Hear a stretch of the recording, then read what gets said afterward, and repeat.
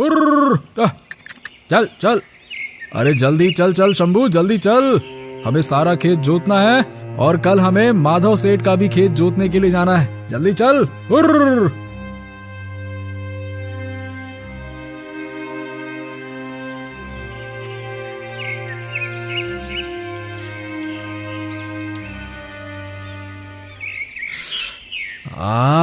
अरे बाप रे, इतनी कड़क धूप, मेरी तो जान निकलती जा रही है। हाँ, थोड़ा सा पानी पी लेता हूँ, फिर आराम से जुताई कर लेता हूँ।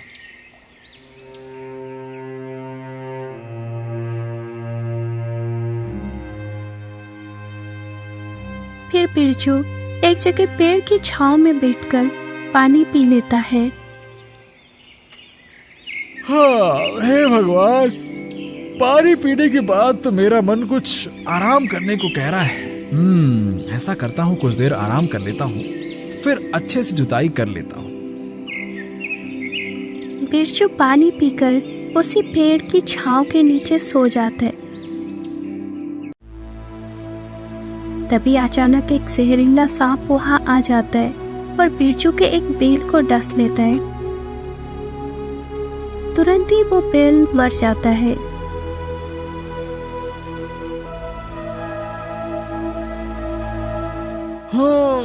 अरे राम राम, पानी पीने के बाद तो मेरी आंख लग गई। चलो, अब सारा खेत जोतना है।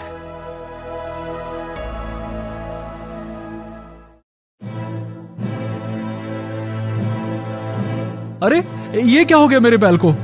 हे भगवान, मेरे बैल को तो किसी जहरीले सर्प ने काटा है। अब मैं क्या करूं?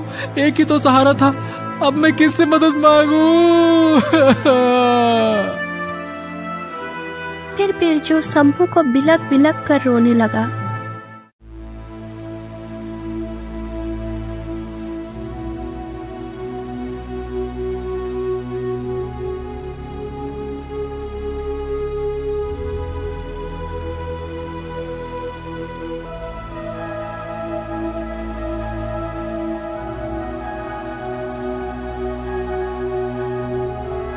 क्या हुआ बिरजू, तुम रो क्यों रहे हो?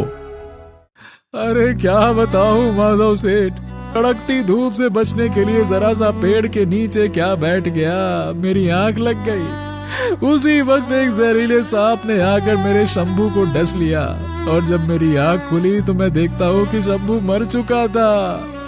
बताइए सेठ, अब मैं क्या करूं? भगवान ने मुझसे मेरे जीने का सहारा ही छीन लिया। घबराओ मत बिरजू, घबराओ मत, शांत हो जाओ। अब होनी को भला कौन टाल सकता है।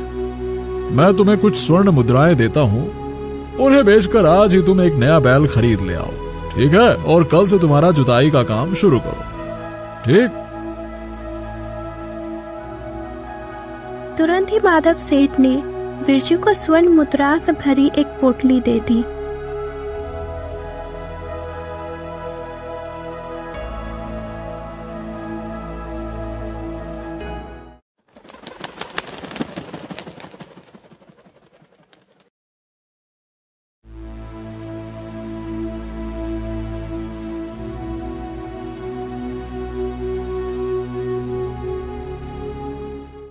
हाय हाय, मैं तो लुट गया, मैं तो मर गया। मैं क्या खाऊंगा और अपने बच्चों को क्या खिलाऊंगा? अरे ये सदानंद पेड़ के नीचे बैठकर रो क्यों रहा है? चलो जाकर देख लेता हूँ। क्या हुआ सदानंद, इतने जोर जोर से क्यों रो रहे हो?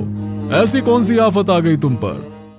अरे क्या बताऊं माधव सेठ, अरे परसों ही खेत में अनाज के बीज बो दिए थे, लेकिन आज आकर देखता हूँ तो सारे अनाज के बीज कबूतर और चिड़िया खा चुके हैं। अब दोबारा बीज बोने के लिए घर में बीज ही नहीं है और ना ही खरीदने के लिए पैसे। और अगर इस साल फसल नहीं हुई तो मेरा परिवार क्या खाएगा? अब तुम ही बताओ मैं क्या करूं? अरे इसमें रोने की क्या बात है सदानंद? ऐसा करो कि तुम कुछ पैसे रख लो, ठीक है? और उन पैसों से अनाज के बीज खरीद कर दोबारा खेत में डाल दो। और याद रहे, जब तक फसल पैदा होके काटने नहीं आते तब तक उसकी देखभाल करोगे, ठीक है?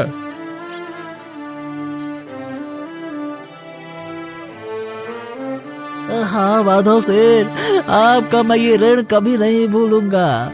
मुझे कुछ समझ नहीं आया, इसीलिए मुझे रोना आया। मैं आपको सच्चे दिल से धन्यवाद देता हूँ। यह है माधव। गांव में लोग प्यार से उसे माधव सेठ कहते थे, क्योंकि उसका काम ही कुछ ऐसा था। जब भी कोई गरीब लाचार मुसीबत में होता तो वो अंदर से बहुत दुखी होता और पूरे दिल से अपने तरफ से उनकी मदद करता। हर वक्त इसी सोच में डूबा रहता कि वो गरीब दुखी लोगों की किस प्रकार मदद करे।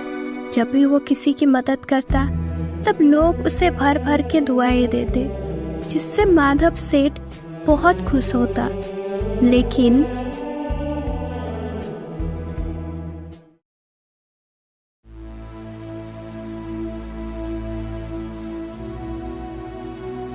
अरे सुना है कालू सेठ, वो गांव का माधव सेठ आजकल बहुत ही ज्यादा दान पुण्य कर रहा है। अपने आप को बहुत बड़ा समझ रहा है। 4 पैसे के आ गए खुद को राजा महाराजा समझ रहा है। हाँ, जानता हूँ। खुद को बड़ा 30 मार खां समझता है ना वो। जरा सा दान क्या करने लगा, खुद को कर्ण के भांति दानवीर समझने लगा। उसको तो मैं देख ही लूंगा।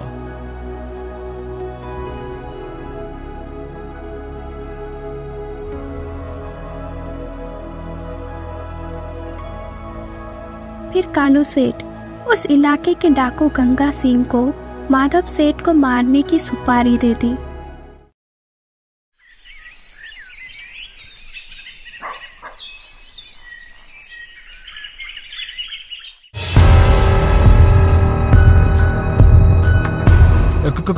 कौन?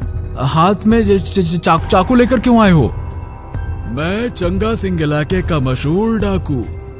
50-50 कोस दूर जब रात में बच्चे रोते हैं ना, तो उनकी माएं मेरा नाम बताती हैं कि सो जा, नहीं तो चंगा सिंह आ जाएगा। फिर वो बच्चा सोता नहीं, फिर जोर जोर से रोता है।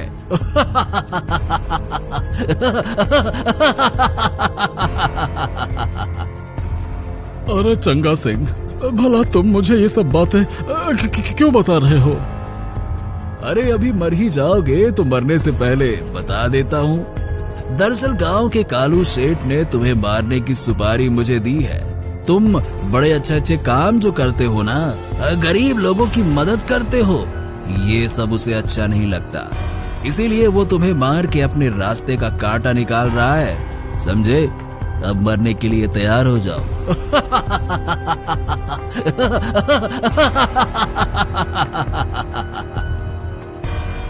इतना सुनते ही माधव सेठ वहां से जी जान से भागता है, ये सोचकर कि आज उसका अंतिम दिन है। फिर माधव सेठ जंगल की ओर भागकर अंदर घने जंगल में जाकर एक पेड़ के पीछे छिपकर बैठ जाता है।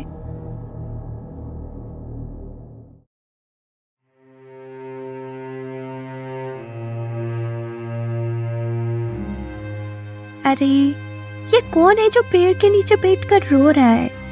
कोई मनुष्य बड़ी मुसीबत में लगता है। चलो चलो उसे जाकर रोने का कारण पूछती हूँ।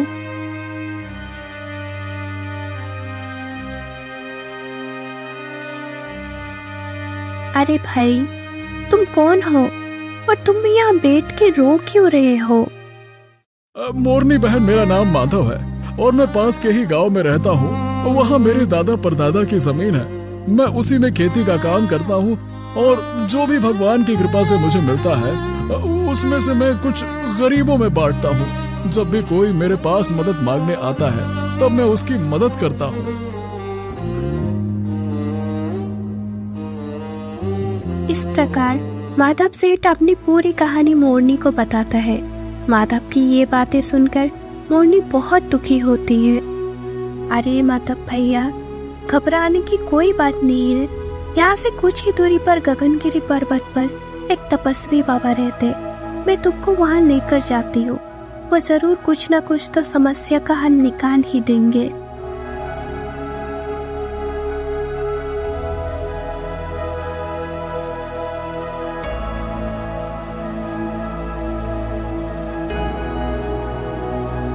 फिर मोरनी माधव सेठ को उस तपस्वी बाबा के पास गगनगिरी पर्वत पे लेके जाता है।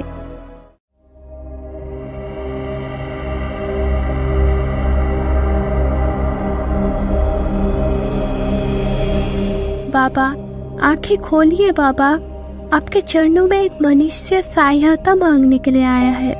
उठिए बाबा, आंखें खोलिए बाबा।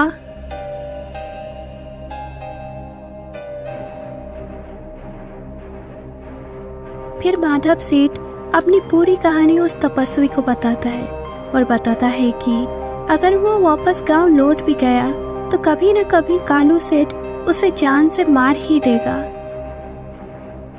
हे गुरुदेव, मेरा मार्गदर्शन करिए। मैं तो सच्चे मन से गरीबों की मदद करना चाहता हूँ, लेकिन समाज में कुछ ऐसे लोग हैं जो ऐसा करने से मुझे रोक रहे हैं। अब मैं क्या कर सकता हूँ? सुनो बेटा, भगवान हर मनुष्य को उसके कर्मों का फल देता ही देता है। जिसके नसीब में जो कुछ भी लिखा है वो उसे भुगतना ही पड़ता है, और जिन जिन को भी कुछ मिलने वाला है वो उन्हें मिल ही जाता है। अगर तुम्हें जरूरतमंदों की मदद करना ही है तो मैं तुम्हें एक वरदान देता हूं, जिससे कि तुम एक चमत्कारी तोते के रूप में बदल जाओगे। लेकिन याद रहे, इस काम में भी तुम्हें बहुत सारी कठिनाई आ सकती हैं। तुम्हें उनका सामना करना पड़ेगा। ऐसा कहकर तपस्वी उसे एक चमत्कारी तोते में बदल देता है। फिर वो चमत्कारी तोता तपस्वी का आशीर्वाद लेकर गांव की ओर निकल पड़ा।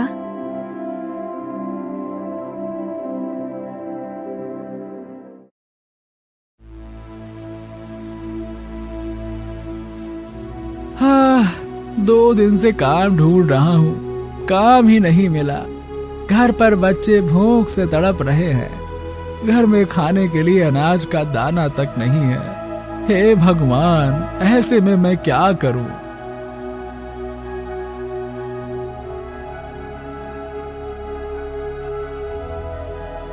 ये बेचारा तो बहुत दुखी है, उसकी मदद करनी ही चाहिए।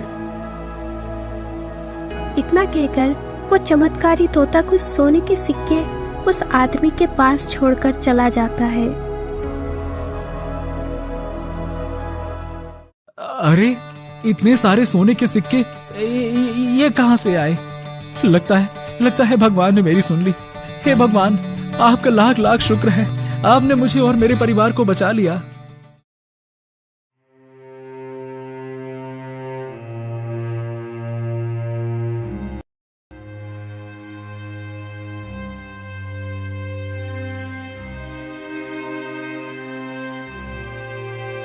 हे प्रभु, कुछ तो दया करो। आज भी एक भी मछली जाल में नहीं फंसी। अगर रोज रोज ऐसा हुआ तो मेरा परिवार मर जाएगा। अब आप ही कुछ मेरी मदद करो। तभी पेड़ पर बैठा चमत्कारी तोता ने बहुत सारी मछलियां और स्वर्ण मुद्राओं से भरा एक पोटली दे देता है। अरे वाह, ये तो चमत्कार हो गया।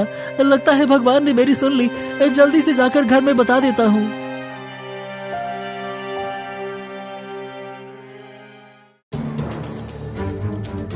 एक दिन बहुत सारे कौवे उस तोते के पीछे पड़ जाता है। कौवे तोते को चोंच मार मार कर घायल कर देता है। तोता आकाश में उड़ते उड़ते बहुत थक जाता है और एक खेत में जाकर गिर जाता है। पानी, पानी, पानी। तभी वहाँ एक किसान पहुँच जाता है। अरे, ये तोता तो बहुत ही बुरी तरह से घायल हो गया है। मैं तुरंत ही उसे पानी पिला देता हूँ। फिर उस किसान ने उसे पानी पिलाया। थोड़ी देर बाद वो चमत्कारी तोता स्वस्थ हो जाता है। चमत्कारी तोता उसे कुछ सोने के सिक्के देता है और वहां से वापस चला जाता है। लगता है ये कोई साधारण तोता नहीं है, ये तो कोई जादुई तोता है। काश ऐसा तोता मेरे पास भी होता। दिन रात काम करने की नौबत ही ना आती। सारी गरीबी एक पल में ही मिट जाती। फिर मैं जिंदगी भर आराम से बैठ जाता।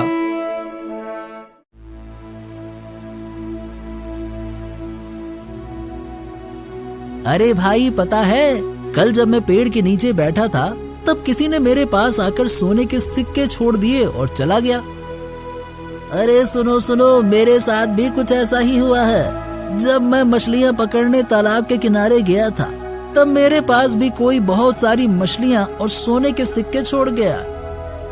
अरे भाई लोग, सोने की मोहरें तो मुझे भी मिली हैं, लेकिन ये कोई और नहीं बल्कि एक चमत्कारी तोता है। कल जब मैं खेत में काम कर रहा था तब मुझे वो तोता तड़पता नजर आया। फिर मैंने उसे पानी पिलाया, फिर उसने मुझे सोने की मुद्राएं दी।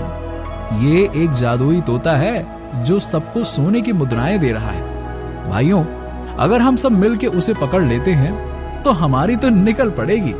फिर हमें काम करने की जरूरत नहीं, सारी जिंदगी बैठ के आराम से खाते रहो। क्या कहते हो? बात तो तुमने एकदम सही कही है भाई। अगर ऐसा हुआ तो हमें कुछ काम करने की जरूरत ही नहीं। फिर वो तीनों उस चमत्कारी तोते को पकड़ने निकल पड़ते हैं। कुछ समय ढूंढने के बाद उन्हें वो तोता एक जगह दिखाई दिया। हाँ, वो रहा, वो उधर बैठा है। पकड़ो पकड़ो पकड़ो, कहीं भाग न जाए। अरे पकड़ो, भागो, पकड़ो। तोता उन्हें देखकर आकाश में उड़ने लगा। पकड़ो पकड़ो, वो जाने ना पाए। अरे पकड़ो। अरे रुक जा तोते, कहाँ तक भागेगा? सोने की मुहर देने वाले तोते, रुक तो जा। अरे रुक जा सही। हे भगवान, ये कैसी मुसीबत आ पड़ी है। मैं तो इन लोगों की मदद करना चाहता था, लेकिन ये सारे तो मुझे ही पकड़ने पर तुले हैं। अगर मैं इनके हाथ में आ गया तो मुझे हमेशा के लिए बंदी बनाकर रखेंगे। हे भगवान, बचाइए गुरुदेव, मुझे बचाइए। फिर वो चमत्कारी तोता उड़ते उड़ते तपस्वी के पास पहुंच जाता है। आंखें खोलिए गुरुदेव, आंखें खोलिए। बताओ बेटा, तुम किस मुसीबत में पड़े हो? गुरुदेव, आपने तो उन लोगों से बचने के लिए मुझे चमत्कारी तोता बनाया। तोता बनने के बाद भी मैंने उनकी मदद करनी चाहिए, पर गुरुदेव उन लोगों के भीतर लालच भरा पड़ा है। ज्यादा लालच के चक्कर में मुझे ही कैद करने चल पड़े वो तो। देखा, मैंने तुम्हें पहले ही बता दिया था कि तुम्हें बहुत सारी मुसीबतों का सामना करना पड़ सकता है। रही दूसरी बात, तुम कोई भी किसी भी रूप में मनुष्य की सहायता करना चाहो तो लालच आ ही जाता है, क्योंकि इस धरती पर मनुष्य ही एक ऐसा प्राणी है जिसकी इच्छाएं कभी भी कम नहीं होती। अपनी इच्छाओं को पूर्ण करने के लिए कई बार मासूम लोगों को कष्ट पहुंचाता ही पहुंचाता है। इसीलिए जिस किसी भी मनुष्य के भाग्य में जो कुछ भी मिलना होता है वो उसे अपने आप मिल जाएगा।